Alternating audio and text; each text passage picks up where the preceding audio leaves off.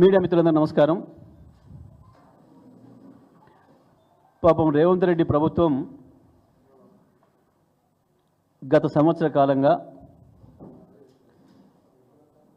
ప్రజలకు ఇచ్చిన ఏ ఒక్క హామీ నెరవేర్చలేక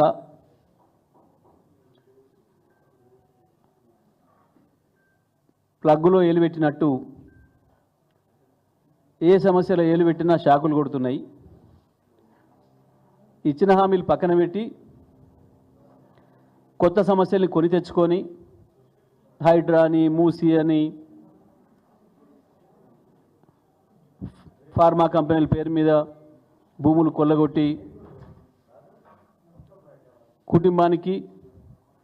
తాబేదారులకు ఆస్తులు సంపాదించి పెట్టే ప్రయత్నంలో భాగంగా ప్రతి చోట బొక్కబొర్ల పడుతున్నాడు, మోకాళ్ళు మోచేతులు దెబ్బ తగిలించుకుంటున్నాడు. చివరికి వాళ్ళ అత్యంత ఎక్కువగా ఏ రైతులైతే నమ్మినరో 15,000 రైతు భరోసా కొరకు ఎదురు చూస్తున్నారో దాంట్లో రైతుల్ని నిట్ట నిలువున ముంచి చివరికి సాగు కబురు సల్లగా చెప్పిండని 12,000 కోట్లు ఇస్తా అని, అది కూడా ఇంకా స్పష్టత లేకుండా రైతుల్ని గందరగోళపరిచే ప్రయత్నంలో భాగంగా ప్రజలందరి చూపు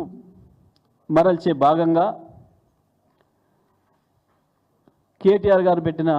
గారి పైన పెట్టిన ఓ పనికిమాలిన చెత్త కేసుకు సంబంధించి ఇవాళ అర్జెంటుగా ఏసీబీతో నోటీస్ ఇప్పించి విచారణకు హాజరుగమ్మని, కోర్టులో పెండింగ్లో ఉండగా జడ్జిమెంట్కే రిజర్వ్ అయి ఉండగా ఇవాళ అర్జెంటుగా రమ్మని పూర్తిగా మీడియా దాని మీద నడపాలని చెప్పి ఓ చిల్లర ప్రయత్నం చేసి ఇంకా దాంట్లోనే ఇంకొక చిల్లర ఎత్తుగాడేసి అందులో ఏమీ లేదు, అన్ని ఫైల్స్ వాళ్ళ దగ్గరే ఉన్నాయి, అయినప్పటికీ మీరు మాకు కొన్ని ఫైల్స్ ఇవ్వాలి దాంట్లో అని చెప్పి ఒక అస్పష్టమైన ఉత్తరం ఇచ్చి ఆ పేరు మీద ఏసీబీ ఆఫీస్లో గంటల తరబడి ఊసోబెట్టి ఇంటి మీద రైడ్ చేసి వీళ్ళ చేతిలో ఉన్న కాగితాలే, వీళ్ళు తయారు చేసి పెట్టుకున్న కాగితాలే పట్టుకొచ్చి ఇగో కేటీఆర్ గారి దగ్గర ఈ దొరికినాయి, మాకు చాలా ఆధారాలు కొత్తవి అని చెప్పి కోర్టును పక్కదారి